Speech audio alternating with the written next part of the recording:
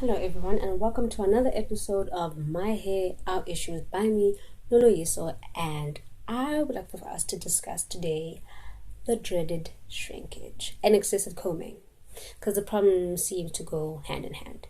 So I tend to let my hair shrink towards the end of the week, depending on what style I had during the course of the week. I usually have two flat twists that I wear to work. It's easy, it's fast, I can wear it for at least 2 to 3 days without having to redo it. I just re-moisturize and re-oil my hair. And it also, once I do undo it, it actually gives me a nice stretch that I can also capitalize on to use for a different hairstyle for the rest of the week or right into the weekend until such time that I, of course, condition my hair. But on some occasions, I will allow my hair to shrink. And actually, I tend to do the hairstyle I've done now. But I've just flat twisted and conditioned my hair, as you might have seen from the previous video. So it's still quite stretched out now. And I've just done the same hairstyle as I've done in the very first introductory video where I have it all done up. And because of the length, I can get funky with it and do a hairstyle. But when it comes to shrinkage, I find that a lot of people tend to shy away from it because, especially with 4C hair, your hair shrinks and it shrinks and it shrinks and becomes shorter and shorter and shorter, and it gets that tightly coiled look that would not encourage to celebrate when it comes to natural hair. I mean, commercially now, natural hair is about the bigger the better. I mean, if it looks big or if it can even blow a bit in the wind, that's the standard of beauty when it comes to natural hair. But the minute it's that 4C 1980s 70s afro that it just sits in one place and just completely does not obey gravity and physics, then it doesn't become as acceptable as you would like for natural hair to be. So what do? We comb our hair excessively while it's dry, basically hurting our entire scalp and traumatizing our hair and re-traumatizing it. And then when we see our hair shedding and landing up on our shoulders and on the floor when we comb it, we but I've been putting on so much product and I've been doing all the right things and I'm getting it treated every so many weeks or however frequent, and then we don't understand why we're losing hair, why we have split ends, why is it that our hair looks strong but it just consistently falls off? It's because we are allowing ourselves to fall into the trap of thinking that the many different ways that our hair can occur in are not all beautiful. I mean, if my hair shrinks, it's still beautiful. I know it's still there. If I have it, twisted out, even though I'm not a big fan of twisting up my hair out, I know how to play with it in such a way that I'm satisfied with it.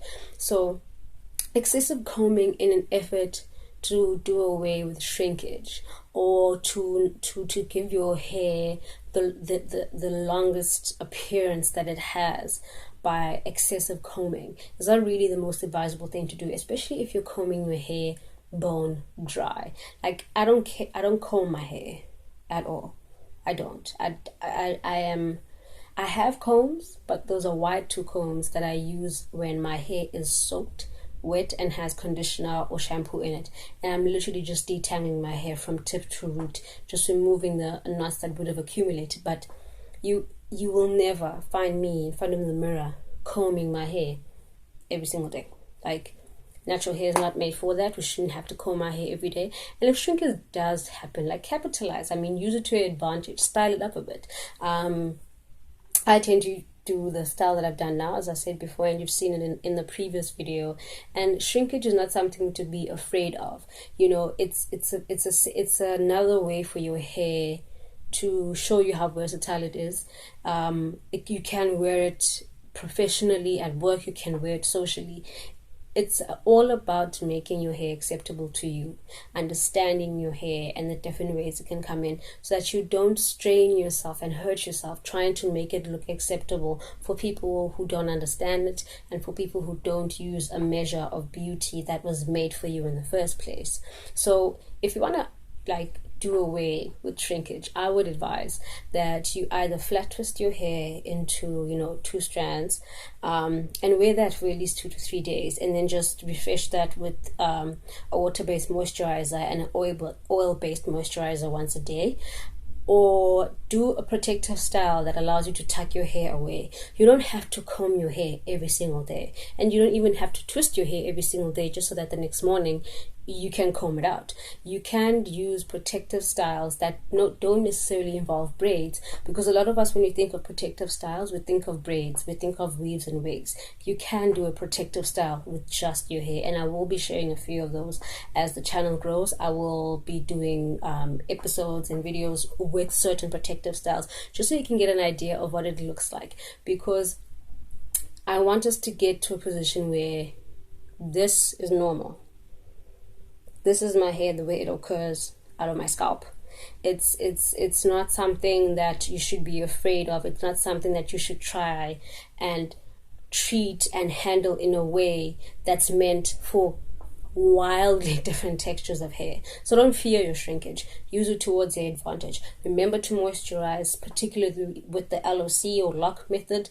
Water-based moisturizer, which is your liquid, oil-based moisturizer, your coconut oil, your olive oils, your castor oils, and with the cream being a butter that you can apply on the hair, seals it in, prevents moisture from escaping, and gives your hair a healthy sheen. And so a cream could also be your shea butter, for example. Shea butter, your also coconut oil, and just allow that to soak into your hair. So don't be afraid of the shrinkage. Embrace the shrinkage. Just take care of your hair and your scalp. That's very important.